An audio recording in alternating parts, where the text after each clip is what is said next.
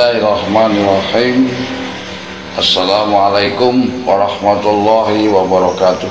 Waalaikumsalam warahmatullahi wabarakatuh. At-tahiyatul mubarakatuh salawatu thayyibatulillah. Assalamualaikum ayuhan nabiyyu wa rahmatullahi wabarakatuh.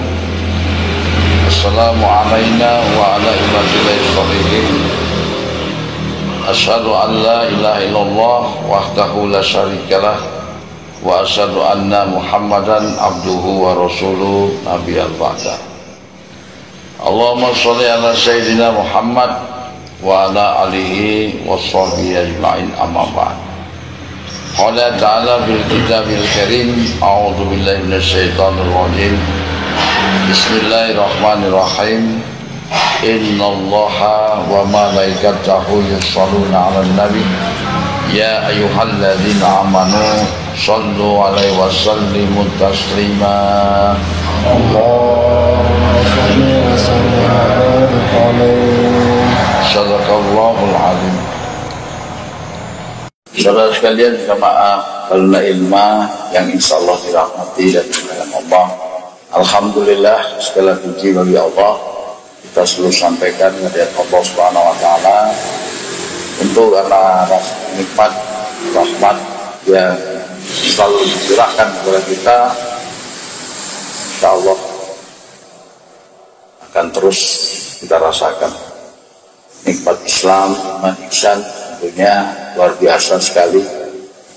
Kita harus syukuri bersama karena tidak mudah untuk kita memperoleh demikian. Itu semua adalah hidayah Allah Subhanahu wa taala. Bersyukurlah kepada orang-orang yang dipanggil oleh Allah dalam keadaan husnul khotimah, para wali, para nabi, para solihin, para syuhada, para orang-orang soleh yang lainnya. Mudah-mudahan kita dikelompokkan oleh Allah menjadi golongan orang-orang yang diridhoi oleh Allah Subhanahu wa taala. Amin ya rabbal alamin. Dan kita kembali kepada Allah dalam keadaan husnul khotimah. Amin ya rabbal alamin. Salam dan salam tentunya juga kita haturkan kepada junjungan Nabi kita tercinta baginda Muhammad Rasulullah SAW beserta keluarga dan sahabat. Semoga kelak insyaallah dan kita banyak bersalawat kepada baginda Rasulullah sebagaimana janji Nabi kita, di mana barang siapa yang bersalawat satu kali kepada baginda Muhammad Rasulullah, Allah akan turunkan 10 rahmatnya kepada kita. Kalau satu hari kita seperti 10 salawat, berarti sekitar 100 kali. Masya Allah, begitu luar biasa kasih sayang Allah terhadap kita sebagai hamba-hamba dan umat baginda Muhammad Rasulullah SAW.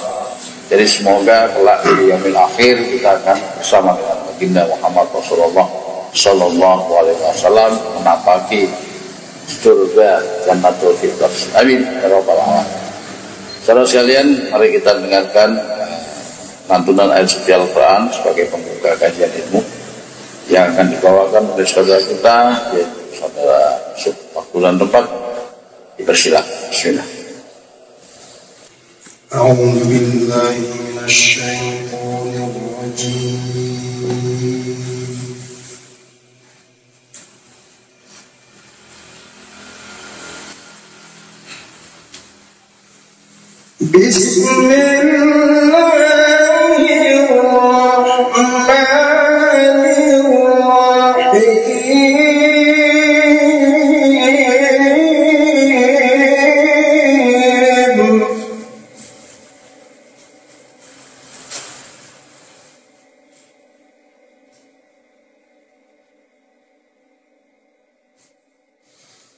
وَإِذَا سَأَلَكَ عِبَادِي عَنِّي فَإِنِّي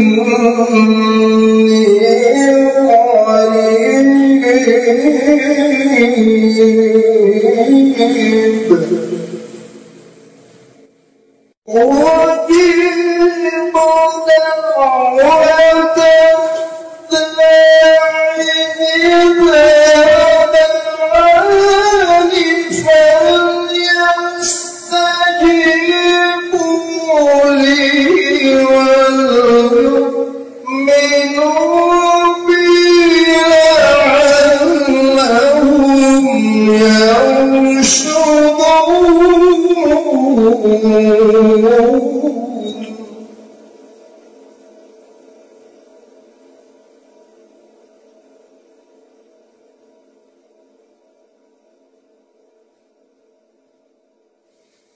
وإذا سألك عبادي عني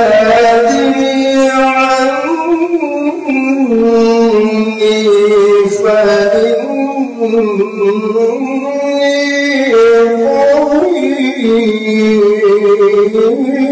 قريب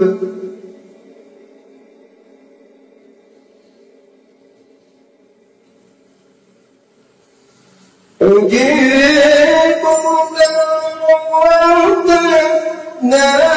الداعي إذا دعاني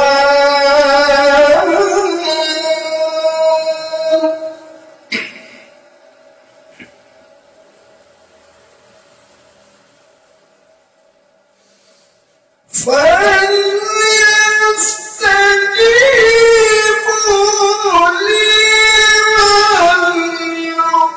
وليؤمنوا بي لعلهم يرشدون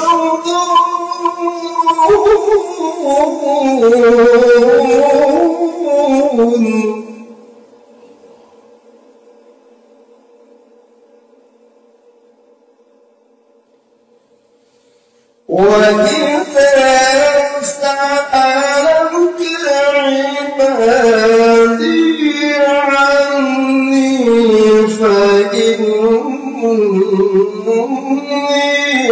قريب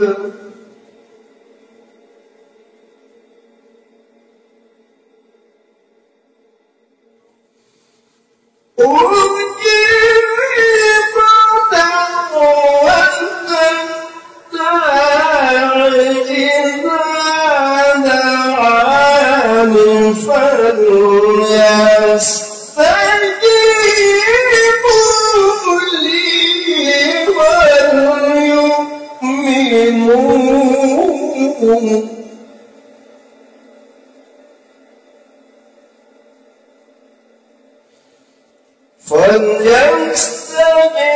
فليستجيبوا لي وليؤمنوا بي لعلهم يرشدون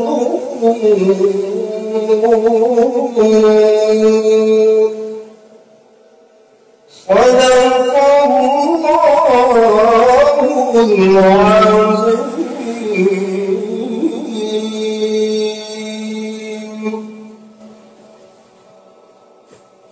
Artinya,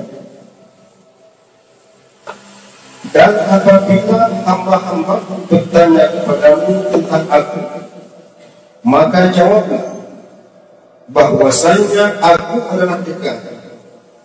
Aku mengabulkan permohonan orang yang berdoa apabila ia memohon kepadaku, maka hendaklah mereka itu memenuhi segala perintahku dan hendaklah mereka beriman kepadaku agar mereka selalu berada dalam kebenaran.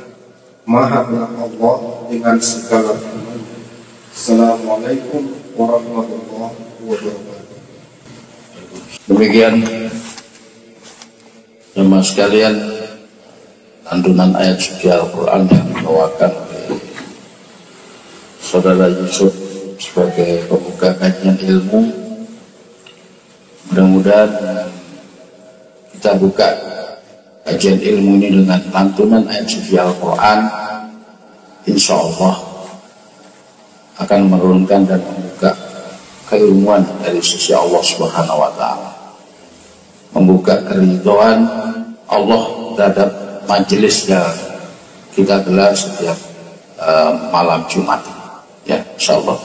Sehingga apapun yang keluar dari saya, apabila ada kebaikannya sesungguhnya itu dari Allah Subhanahu wa Ta'ala, dan bila ada sesuatu yang salah itu pribadi dari pribadi saya.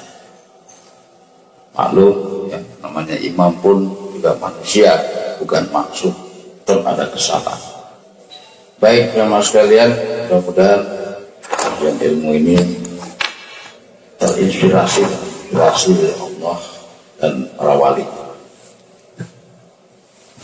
Saudara sekalian yang dirahmati oleh Allah Subhanahu wa taala, mengawali kajian sebagaimana minggu yang lalu ya. Pada minggu yang lalu ada salah satu jamaah bertanya lagi. Yang lalu ada pertanyaan sebagai materi kajian ilmu ya pada minggu yang lalu, dan malam hari ini imam juga buka diawali dengan salah satu pertanyaan yang menurut imam ya cukup baik ya pertanyaan itu, dan mungkin ini menjadi pertanyaan bagi mungkin seluruh jamaah. Pertanyaannya adalah, Imam, saya ini kok nggak bisa sampai-sampai sebagaimana jamaah dahulu ya. Banyak jamaah itu sudah sampai, saya ini kok sudah berbuat kok masih seperti begini saja, kok nggak bisa sampai-sampai sih Imam. Saya rasa mungkin saudara juga mengalami hal yang sama ya. Mungkin ada pertanyaan yang sama seperti itu juga, bukan di jamaah terlatih saja, bisa jadi kalau jamaah yang jauh di sekarang yang dengar siapa aja? Dari mana? Padang ada Padang, Depok, Samarinda, Sorong, Ambon, terus Makassar, Manado. Dari Halmahera tidak ada. Ya, tentu saudara-saudara sekalian yang jauh ya, Imam Sapa sekarang ini juga mungkin saudara juga bertanya kepada diri saudara, mungkin apa yang menyampaikan kepada imam yang tidak disampaikan. Imam, kenapa kok saya ini tidak sampai-sampai? Waktu malam minggu juga gitu, ada Imam Malik bertanya juga, kok nggak ada petunjuk lagi gitu ya. Mungkin karena imamnya sudah pada tugas semua, jadi petunjuknya jadi jarang. Jadi dianalisis sendiri. Maka untuk menjawab semua ini tentunya jawaban itu bukan berdasarkan dari akal pikiran kita, tapi semuanya harus bersumber dari Al-Quran dan Al-Hadis. Nah, kalau kita berbicara tentang pertanyaan sampai atau tidak sampai, tentunya kita harus mengetahui bahwa ini berbicara tentang sebuah tujuan ya kan? Bila kita melakukan suatu perjalanan yang dinyatakan kita sampai pada perjalanan, tentunya kita sampai pada tujuan. Maksudnya seperti itu. Nah, untuk bisa seperti itu kita harus mengetahui definisi yang dimaksud dengan sampai ya.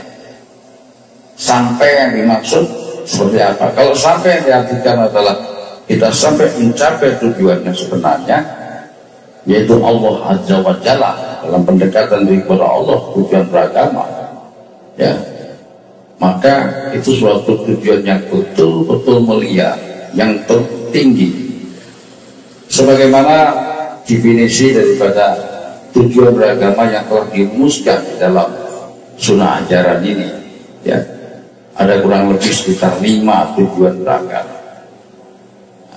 Jadi untuk bisa menjawab apakah kita sampai dan tidak, maka tentunya kita harus tahu tujuan utama kita ya, tujuan beragama kita.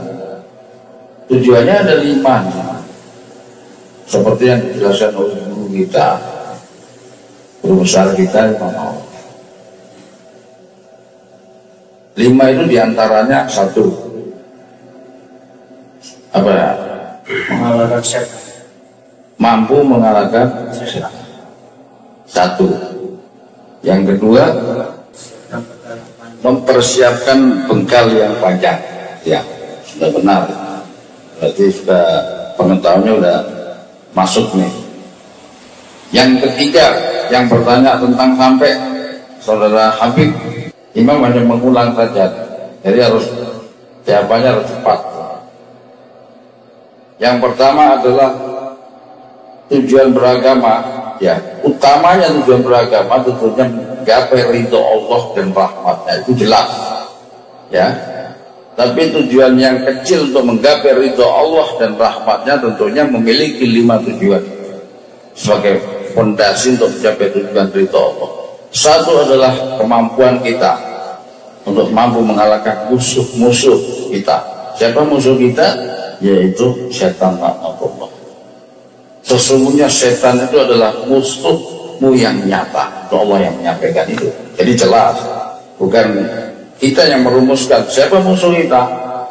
Sesungguhnya setan laknatullah berdasarkan firman Allah. Dua adalah persiapan bekal yang panjang. Bekal kemana? Jelas kita menuju kepada Allah melalui pintu pertama, yaitu pintu tentang al-ghaib, yaitu kematian, al-maut. Nah, untuk bisa sampai ke sana, maka bekal kita harus cukup. Yang ketiga, berikutnya kalau begitu Malik, mencapai maqaman mahmudah. Itu tolong dimasukkan di dalam diri kita, ajaran kita itu. Ya, ini kesimpulan yang tidak salah.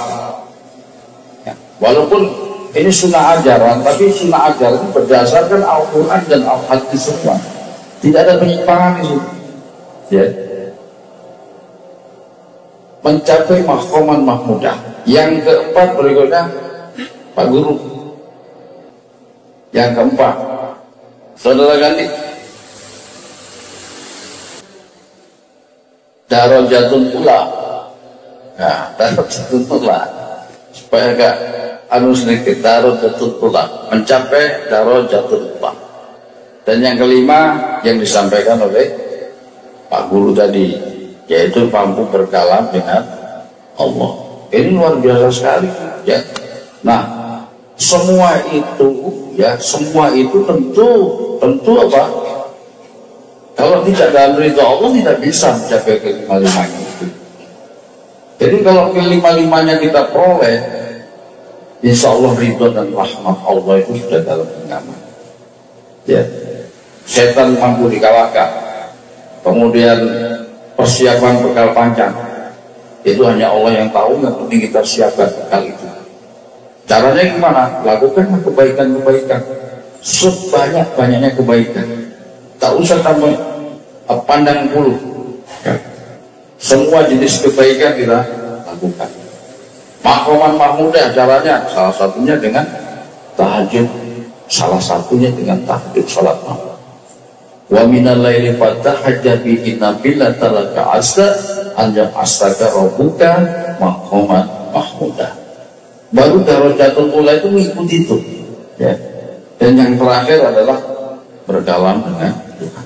Nah, kelima-limanya ini, ya, kelima-limanya ini, ya, itu dibungkus, tidak bisa kita peroleh kalau kita belum pada titik satu adalah pengenalan kepada Allah. Jadi dasar daripada tujuan bagaimana cara menggapai ini, ya, akarnya harus kita mengenal kepada Allah.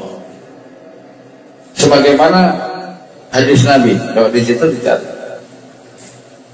ma'rifatullah awalun, yang dilipat di situ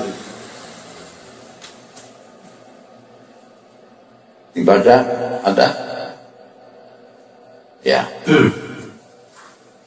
Hadis artinya ma'rifatullah awaluddin, mengenal Allah awal beragama. Dikutip dari kitab Ihya Ulumuddin. Ya. Ma'rifatullah awal. Mengenal Allah adalah awal beragama. Nah, jadi kalau awal beragama itu diibaratkan baru start awal kita berjalan.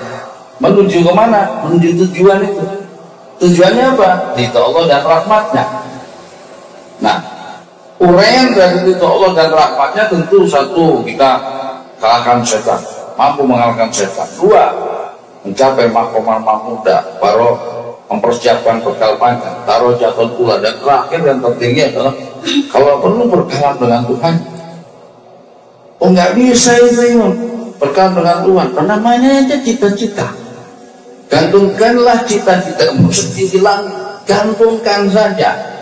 Masalah nanti kita kembali kepada Allah belum sampai berkalam dengan Tuhan, tidak ada masalah. Namanya cita-cita. Cita-citamu dalam beragama apa? Saya ingin ketemu Allah. Nggak boleh? Boleh. Namanya cita-cita. Jadi beragama tidak boleh kemudian cita-cita ya. Nah, makanya banyak di kalangan kita ya begitu masuk dalam jamaah tasawuf kemudian bergabung. Dan cita-citamu apa? Keinginan kamu masuk apa? Supaya hutang saya lunas, supaya saya dapat anak, supaya saya dapat istri, supaya saya bisa bikin rumah, supaya macam-macam. Jadi bersifat materi duniawi. Pada saat materi-materi dunia itu terpenuhi, maka berhenti dia sampai di situ. Ada lagi yang bukan materi dunia. Kamu masuk dalam ajaran ini, maksud kamu apa tuh? Supaya saya bisa mengobati. Ada yang seperti itu, ada. Coba dibaca lagi. Hadis artinya ma'rifatullah awaluddin. Ya, sudah. Ma'rifatullah awal. Mengenal Allah adalah awal beragama.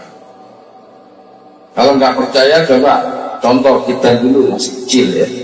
Ini bukan bicara urusan yang bersifat spiritual ya. Seperti anak-anak kita, coba anak kita, baik di rumah maupun di sekolah. Dalam ilmu beragama, pendidikan agama, apa yang dikenalkan pertama? Pasti bu guru dia bertanya dulu, Tuhan kamu siapa? Kalau nggak tahu dikenalkan. Tapi kalau ada orang tuanya di rumah dia sudah mengajarkan, pasti dia jawab Allah. Ya, dalam pendidikan agama Islam itu. Kalau nggak tahu, Tuhan kamu adalah Allah. Tempatnya di mana? Di atas. Yang sederhana itu. Ya, dikenalkan dulu. Tuhan kamu itu cuma satu. Allah itu cuma satu, Allah itu enggak. Nah, ini didikan pertama kepada anak.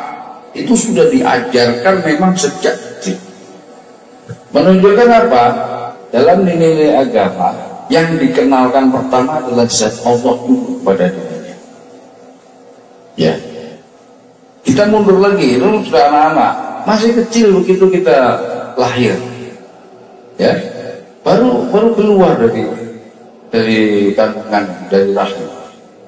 Maka orang tuanya mengenalkan dulu sebelum kata-kata kalimat lain yang didengar oleh sang bayi, maka dikenalkan dulu kalimat takbir, kalimat Allah. Allahu Akbar, Allahu Akbar. Takbir kalimat Allahu Akbar, Allah Maha Besar. Sudah dikenalkan dulu. Ma'rifatullah itu namanya. Jadi makrifat dulu atas namanya, kemudian setelah besar anak-anak dikenalkan mulai lebih dalam lagi, lebih banyak lagi, kemudian kita dikenalkan, mulailah kita tahu ya, siapakah yang menciptakan gunung, langit, lautan ini? Allah. Anak-anak sekolah selalu mengatakan dikenalkan Allah terhadap sunnah-sunnahnya. Ya, siapa yang menciptakan gunung, siapa yang menciptakan burung? Allah guru, Allah Pak Guru. Ma'rifatullah. Ma'rifat adalah apa? Sunnah. Ya. Jangan gitu, jangan bohong ya. Karena kalau kamu bohong, kamu dosa. Nanti masuk neraka. Allah marah sama kamu. Allah marah sama kamu. Ini didikan ma'rifatullah tanpa kita sadari. Kita dikenalkan terhadap apa yang tadinya adalah sunnahnya, Ya, tidak boleh berbuat jahat, itu sunnah-sunnahnya. Melakukan kebaikan itu juga sunnah-sunnahnya. Ya. Kemudian dikenalkan gunung meletus, tsunami, itu adalah perbuatan Allah. Berarti dikenalkan pada akhlaqullah, perbuatan-perbuatan Allah kepada alam semesta ini. Mas, sampai pada tingkat yang mana mengenal Allah? Sampai yang tertinggi sebagaimana Nabi Allah Musa alaihissalam. Hai Musa, aku Allah Rabb Tuhan, ya, aku ridho kepada dan aku berikan 10 firman Allah pada diri kau. Nah, harapannya seperti itu. Nah, kita mau seperti apa? Ya kalau bisa seperti Musa, ya. Soalnya kalau kita kenal, misalnya Pak Ustadz, ya, nama Tuhannya siapa? Allah Pak Imam. Anak TK juga boleh, ya.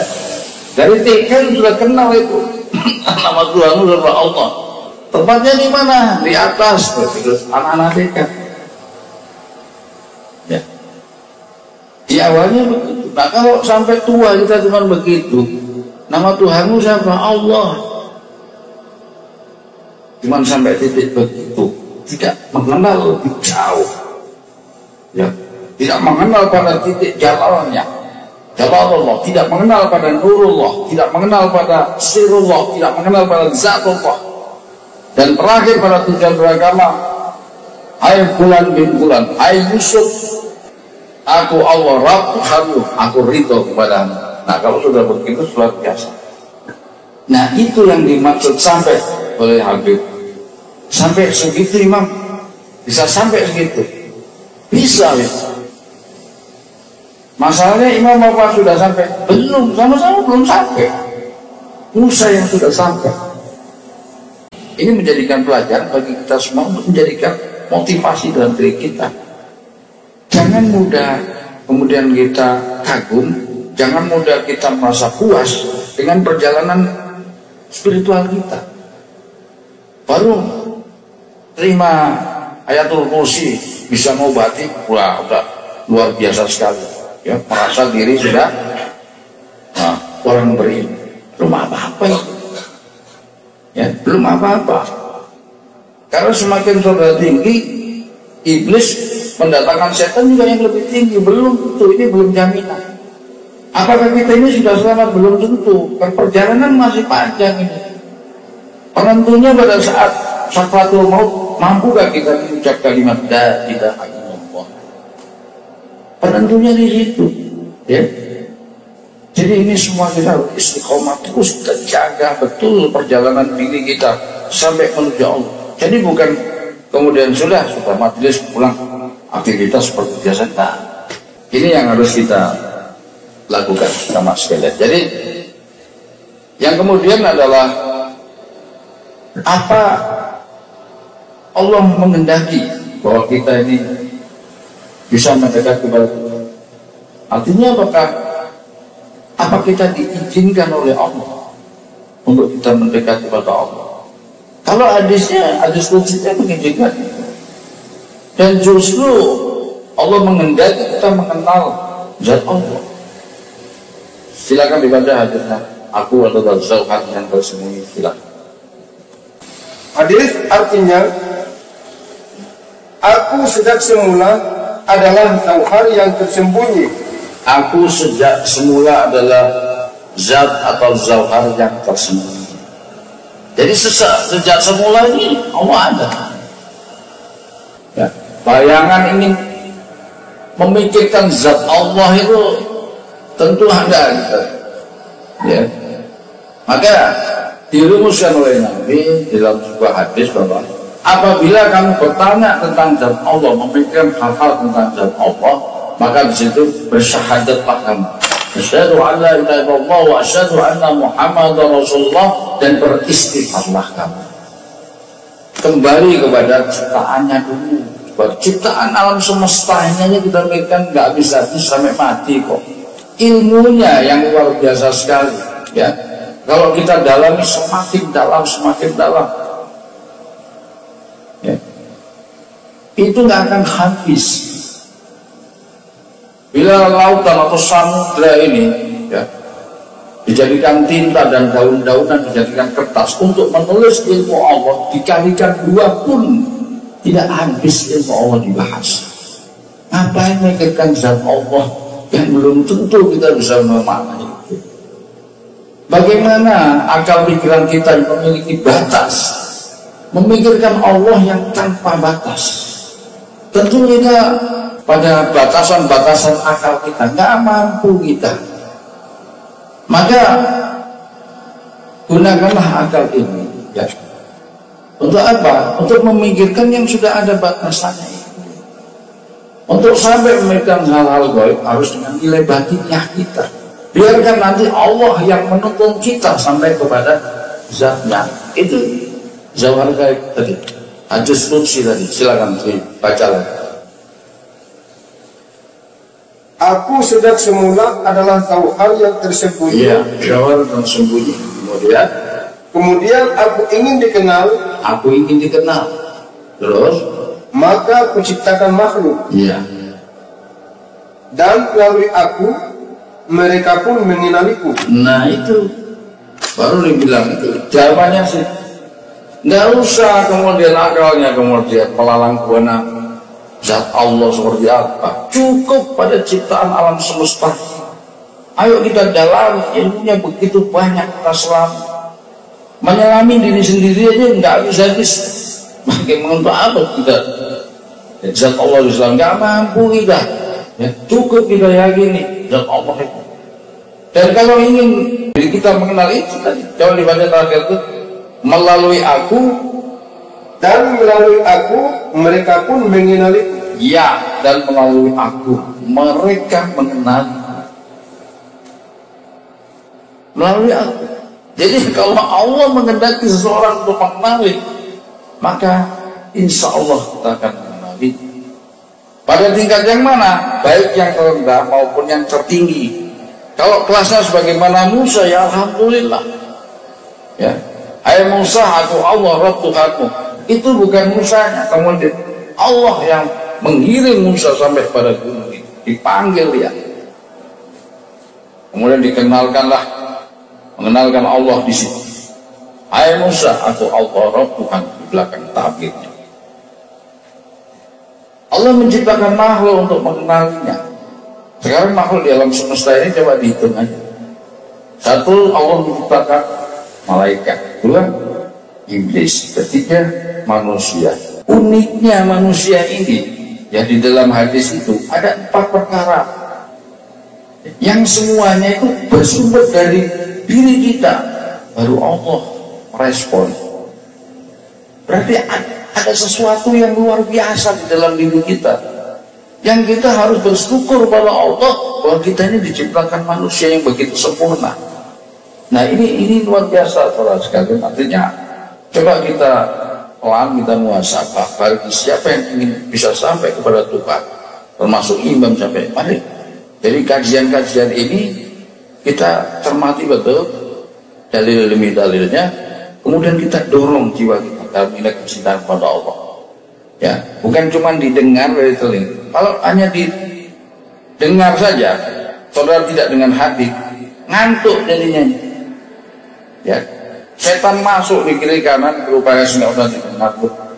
Ya, timbul rasa ngantuk. Kenapa ngantuk? Keinginan saudara sebenarnya untuk mendekat kepada Tuhan.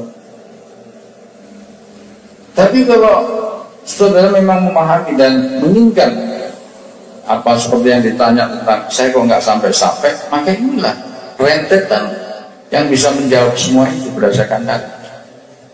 Ya, coba kalau saudara cerita malam-malam nggak pakai dalil, ya, wah itu cerita itu nggak pakai ngantuk, kopi, enak, ngobrolin. Tapi kenapa begitu masuk dalam materi kajian ilmu, cerita tentang agama, mulai, ya, mata sudah mulai berat, baru mulai menguap.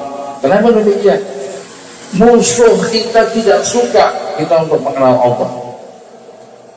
Makanya yang pertama tujuan beragama mampu mengalahkan setan. Nah setan sekarang menggandol pada diri kita supaya kita nggak ngantuk. Kita nggak mampu mengalahkan rasa ngantuk itu.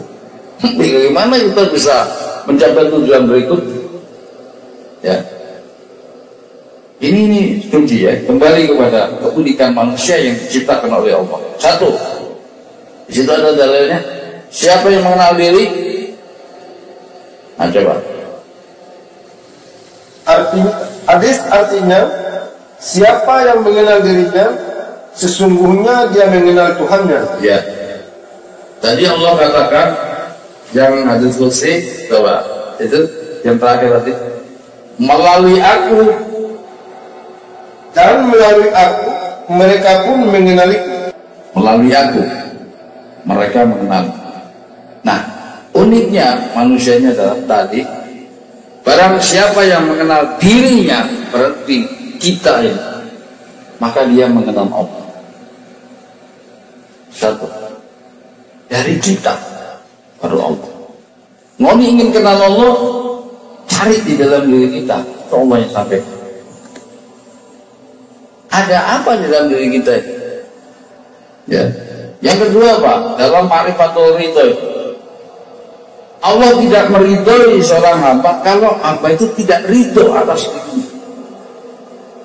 Jadi kita harus ridho akan keputusan Allah yang terjadi pada diri kita. Mau kita miskin, mau kaya, mau sakit, mau sehat, ya. Mau ada anak, mau ada bini atau tidak ada anak, tidak ada bini, ekonomi lagi susah, kita berundal bahasa Jawanya, ya. Kita kecewa dengan keadaan itu, kita tidak ridho atas keputusan Allah. Kita kembalikan, kita berprasangka dulu kepada Allah. Kenapa kok kita jadi susah begini? Kenapa kok kita diuji begitu berat begini ya? Kelihatan Allah ini tidak sayang sama saya. Mulai perasaan-perasaan seperti itu ada, menunjukkan Anda tidak ridho atas keputusan Allah. Kalau keputusan Allah tidak saudara ridhoi, tidak ikhlas menerima itu, tidak sabar, tidak menerima, maka Allah pun tidak akan ridho terhadap diri saudara. Hati-hati. Ridho Allah yang awal adalah ridho atas diri kita, dikembalikan kepada diri kita. Yang ketiga, tidak berubah nasib baik seseorang kecuali tahun itu yang berubah. Loh, ada apa kembali kepada? Jadi Allah tidak akan berubah diri kita kalau diri kita tidak berubah. Saudara sudah ayat-ayat itu sering didengar. Dan yang keempat apa? Bila hamba mendekat sejengkal, Allah mendekat sehasta. Jika hamba mendekat dengan berjalan, Allah mendekat berlari. Nah, ini pelan-pelan dahulu. Bila hamba itu mengingat di dalam kesendirian, Allah pun mengingat dalam kesendirian. Bila hamba itu mengingat dalam keramaian, maka Allah juga mengingat dalam keramaian yang lebih ramai. Berarti dimulai dari diri kita. Dari empat tadi itu kuat sekali. Ya, ingin mengenal Allah, kenali diri engkau.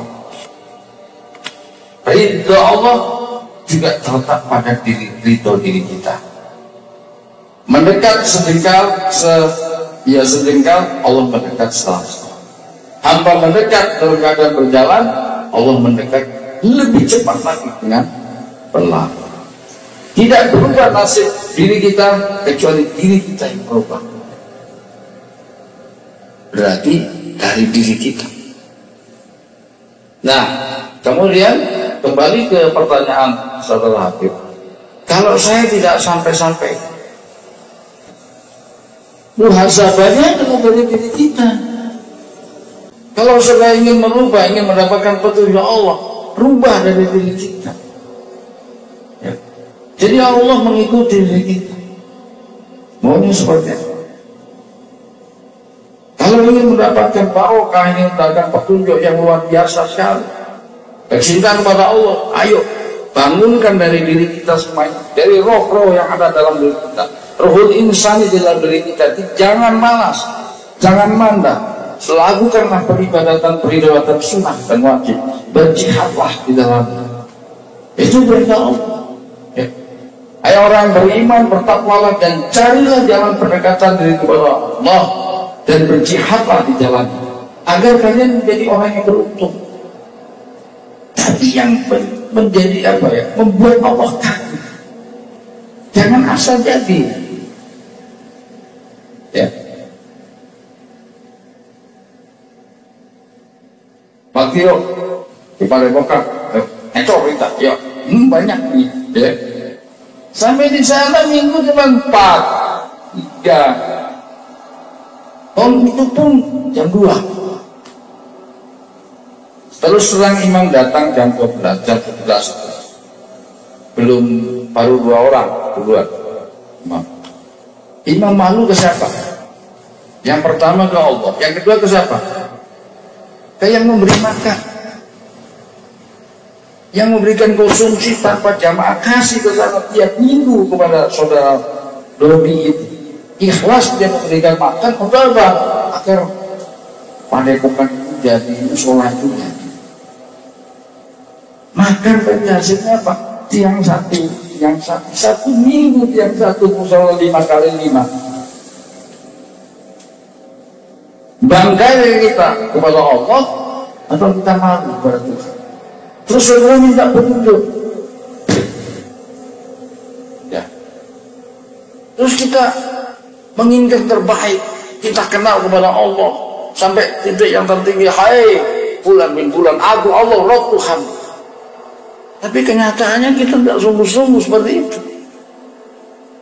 Terus apa yang kita banggakan kepada Allah? Maksudnya kalau kita ingin hebat di mata Allah itu, ya, tanpa imam tahu sudah mau diturun, itu musola.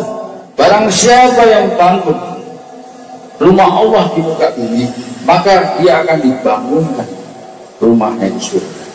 Ini janji Allah. Kalau saudara cuma angkat pasir dari kali ke atas, tetap itu punya nilai. Walaupun musola cuma 5 kali 5, itu akan dipakai untuk peribadatan. Kalau bukan kita, generasi di bawah, kalau tidak, di situ ada masyarakat yang nanti dia akan melakukan nilai peribadatan di musola itu pasti. Yaitu amal jariah yang terus mengalir pada diri kita. Nah ini nih, kembali kepada diri kita. Jadi 4 itu kembalikan kepada diri kita. Ayo kita sungguh-sungguh. Jangan malam Jumat kita rame, malam Sabtu, malam Minggu kita zikir rame-rame, minggunya kita cuman 4-5 orang. Ayolah kita jadikan diri kita, ya, agar Allah itu kagum terhadap apa yang kita perbuat. Kalau enggak, kita jadi malu di hadapan Allah. Apakah ini pelajaran dari pelajaran ilmu? Lebih baik orang awam, orang cukup beriman, orang yang memegang syariat. Gak usah jauh-jauh, di tengah-tengah kita berapa banyak orang jamaah yang ekonominya udah dianggap cukup. Tapi berapa banyak yang berani, yang cukup dan berani memberikan kepada musola cuma berapa? Ya, ini masalah. Ya, kita ini tidak ada dana, Imam. Kalau nggak ada dana, dengan jiwa kalian, dengan raga kalian, kita besarkan. Ya, tapi Padepokan itu kan nggak pernah dipakai. Siapa yang Padepokan itu akan tetap dipakai kalau bukan kita, anak-anak generasi kita. Tujuan kita siapapun yang pakai, niat kita adalah untuk ibadah. Ya, inna amalu biniat, semuanya tergantung daripada niatnya. Niatkan aja untuk Allah, percayalah bahwa itu adalah kebaikan sosial. Jelas ya? Jadi kok nggak sampai-sampai diri kita kembalikan kepada diri kita. Ada 4 tadi di situ. Ya, jangan salahkan Allah. Ya, Allah itu tetap agung, tetap seperti itu. Seluruh ibadah dan kebaikan yang kita lakukan bukan untuk Allah, kembalinya untuk diri kita. Walaupun seluruh alam semesta itu mengagungkan Allah, tidak bertambah keagungan Allah. Keagungannya sudah seperti itu. Dan Dan barang siapa seluruh alam semesta, seluruh makhluk ini tidak berzikir kepada Allah, tidak mensucikan Allah, tidak berkurang kesucian Allah, Allah sudah maha suci. Jadi kembalinya kepada siapa? Diri kita, semuanya dikembalikan kepada diri kita. Kalau kita melakukan kebaikan, kebaikan untuk diri kita. Ya. Kalau melakukan keburukan, kembalinya keburukan akan menghancurkan diri kita sendiri. Itu pasti. Silakan selanjutnya. Tentang keberadaan Tuhan. Jadi kalau kita ingin sampai, sudah jelas tujuannya ma'rifatullah, mengenal Allah, maka kita harus mengetahui keberadaan Tuhan. Di mana suratnya? Silakan yang di depan mungkin. Quran surat Al-Baqarah ayat 186 artinya, dan apabila hamba-hambaku bertanya kepadamu tentang aku, maka jawablah bahwasanya aku adalah dekat. Ya, Allah itu dekat. Ada dalil lain mengatakan bahwa hai Muhammad, bila ada umat yang bertanya tentang aku, katakan aku dekat, aku lebih dekat dari urat nadi. Ada dalam Al-Quran lain mengatakan dari surat lain bahwa Allah meninggikan langit tanpa tiang dan Allah bersemayam di atas seperti Allah Ta'ala. Kan itu sudah sering dibahas tuh kan ya. Nah kita yang bahas di sini Allah dekat. Terus berikutnya, aku mengabulkan permohonan orang yang berdoa. ya, aku mengabulkan orang yang berdoa. Kenyataannya banyak doa kita yang tidak dikabulkan. Nah ini yang membuat otak jadi miring itu. Allah sendiri katakan, ud'uni astajib lakum. Berdoalah kepada aku, Allah mengabulkan doa-doa. Allah dekat, lebih dekat, dan kita sudah ngerti ya Allah, sudah ngerti ayat-ayat itu, sudah dibaca ulang-ulang. Tapi pada saat kita butuh sesuatu, saudara butuh berdoa, sudah berdoa dari doa yang sering dipakai sama doa yang simpan-simpan. Jadi doa yang mustajab, yang ngoni simpan, yang ngoni lepas semua, itu tuh. Ya, apa yang kita inginkan tidak terjadi. Terus bagaimana ini? Ini yang kadang-kala membuat seorang yang beriman kemudian saat doanya tidak dikabulkan, kemudian dia ragu, dia prasangka buruk kepada Tuhan. Kesempatan di situ musuh kita tadi itu masuk membisikkan di jalan pikiran kita. Tuhan itu tidak ada, Allah itu tidak ada. Buktinya kamu ini masih jauh dengan Allah. Buktinya doamu nggak dikabulkan oleh Allah. Ya, sudah, nggak usah. Sudah kamu ibadah sudah sekian lama, sudah puluhan tahun. Buktinya tetap aja gitu. Nggak sakti doamu, nggak terhijab di doa kamu tetap tidak dikabulkan. Ya. Masih tetap terhijab begitu. Nah mulai, kalau kemudian coba bermain akal tadi itu mulai trik sudah mulai. Nah, ya betul nih, nggak salah. Apa yang disampaikan? Adam kan juga begitu. Pada saat dimasukkan dalam pikiran Adam, kamu ini nggak boleh makan buah kurdi itu supaya seperti nggak bisa seperti malaikat yang bisa di surga, bisa keluar surga. Karena pandangan di luar surga itu lebih bagus daripada di surga. Adam sama Hawa, betul. Kalau gitu kita makan kita apa? Mari kita bagi dua-dua. Begitu bagi dua-dua langsung telanjang dua-dua. Nah, kenapa? Karena bagi buah golding, karena telanjang dua. Begitu. Sama pada kejadiannya bukan nanti buah golding itu.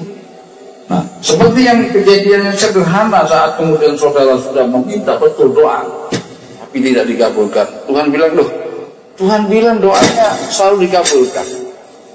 Buktinya ini kita. Nah, ini yang kemudian terjadi pada diri kita, saudara sekalian. Ini ujian yang sangat luar biasa yang menimpa kepada orang-orang beriman. Padahal dalam metode berdoa kadang-kala kita yang kemudian tidak pas. Baik waktunya, perasaan jiwa kita, ya. Menyampaikan doa tentunya bukan apa yang kita inginkan, tapi apa yang ada dalam hati ini, yang keretaknya jiwa itu yang didengar Allah. Kadang-kadang lisan kita menyampaikan dengan doa-doa, hati kita tidak mau.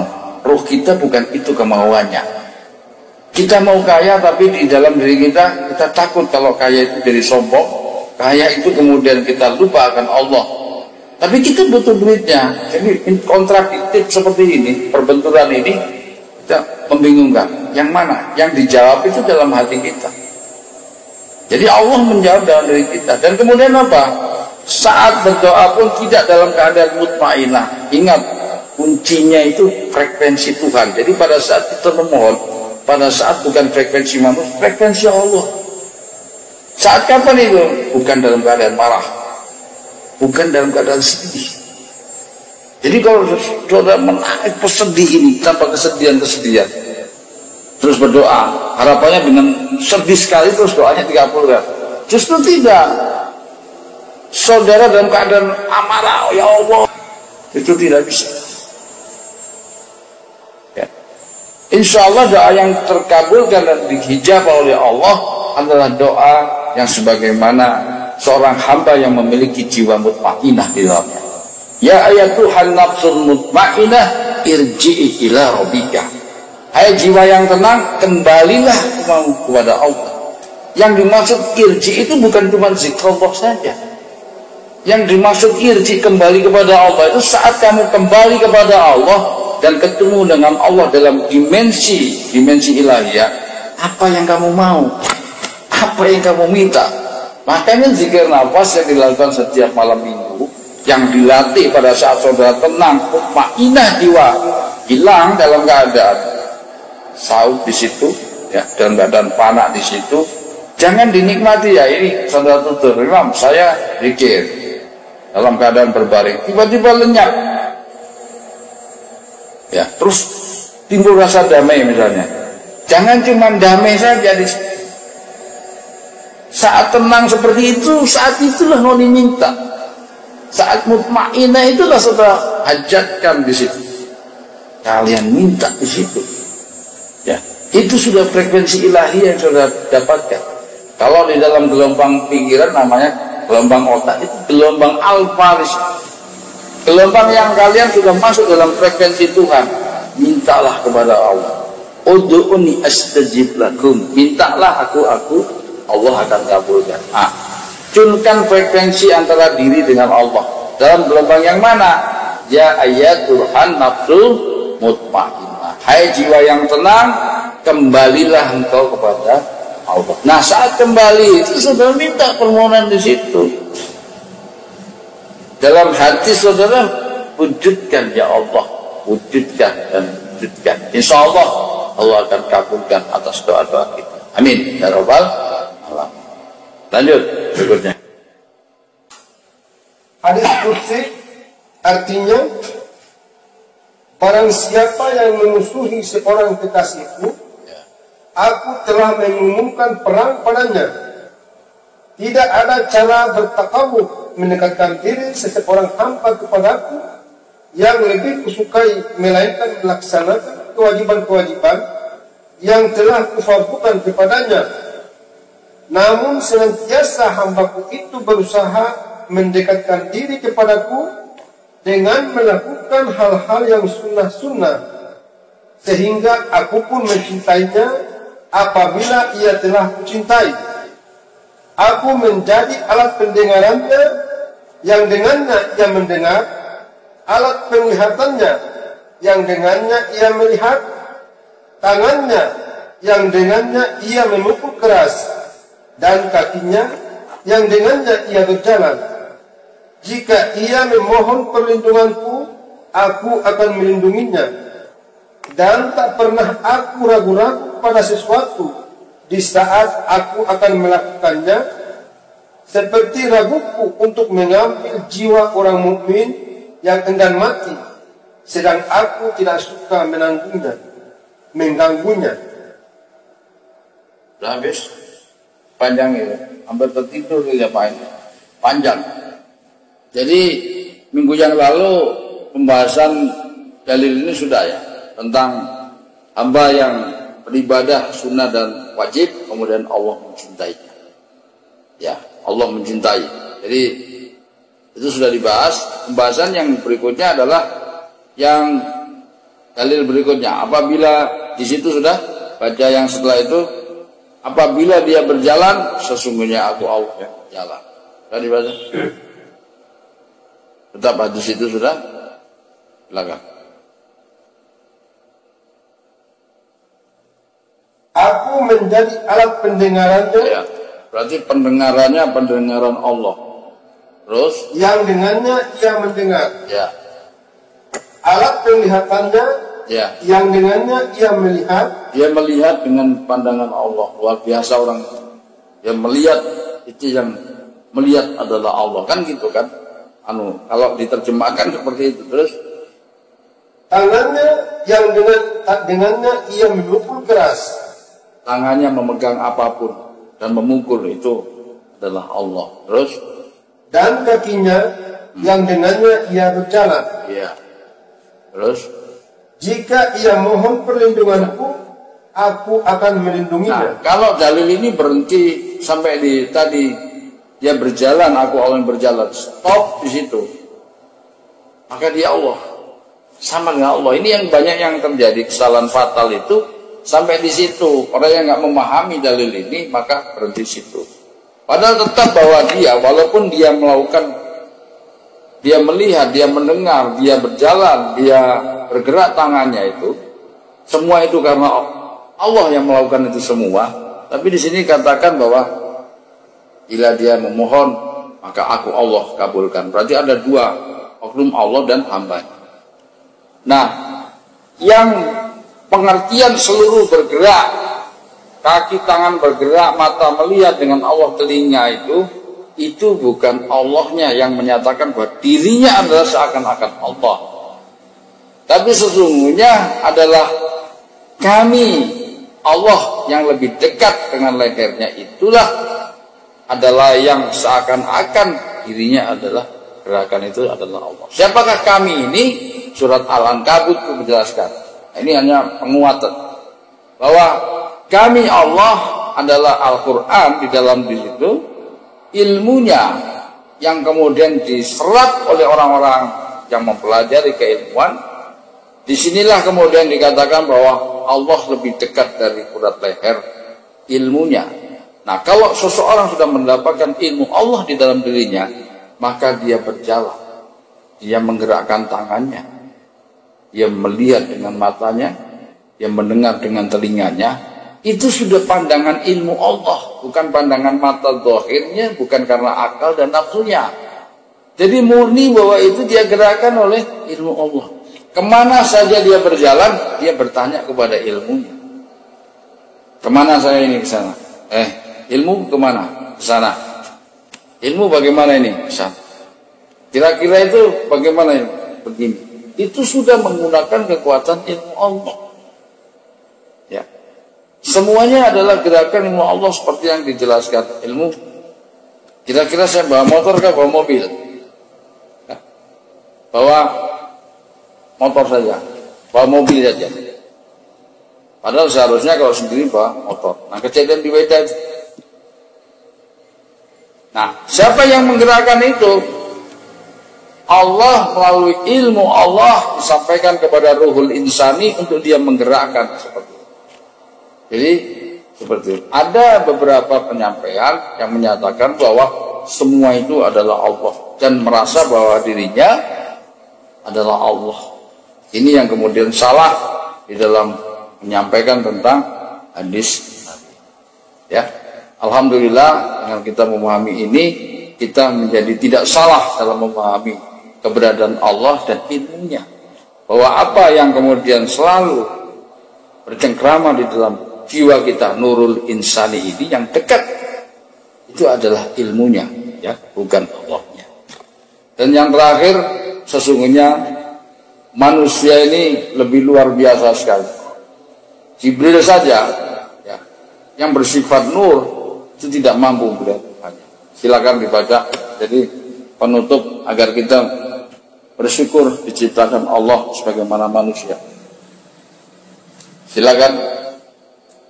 Hadis artinya, aku bertanya kepada Jibril, apakah engkau dapat melihat Tuhanmu? Ia menjawab, sesungguhnya antara aku dan dia ada 70 dinding dari nur. Kalau aku melihat yang terdekat, tentu aku terbakar. Masya Allah. Subhanallah walhamdulillah. Wa la ilaha illallah. Wa la haula wa la quwwata illa billah. Luar biasa kita yang manusia. Ya. Jibril itu malaikat yang dicipta dari nur. Yang terdekat dengan Allah itu pun terhijab 70 nur. Satu tersirat terbakar ya. Bayangkan itu. Itu paling dekat itu.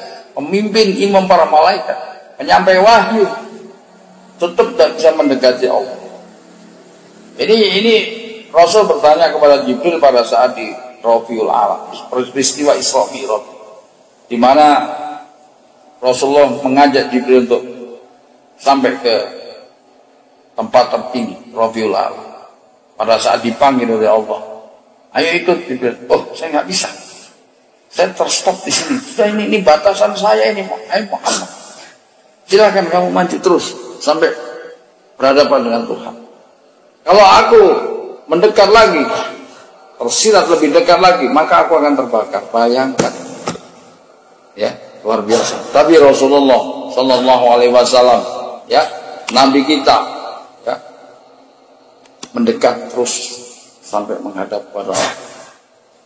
Luar biasa tidak? Luar biasa sekali. Maka kita sebagai umatnya harus berbahagia, bersyukur kepada Allah, kita dijadikan Allah yang menjadi umat baginda Muhammad Rasulullah Shallallahu Alaihi Wasallam yang mewarisi Al-Quran dan Al-Hadis menjadi pedoman hidup kita, sehingga kita tidak buta, tidak zulumah, kita ilan nur di dalam diri kita. Yang penting betul-betul kita amalkan dengan sungguh-sungguh, dengan kecintaan, ya, bukan karena pamrih, bukan karena materi, tapi karena Allah, Rasul, dan Al-Quran. Jelas itu. Mudah-mudahan bermanfaat materi kita di dalam kajian ilmu ini.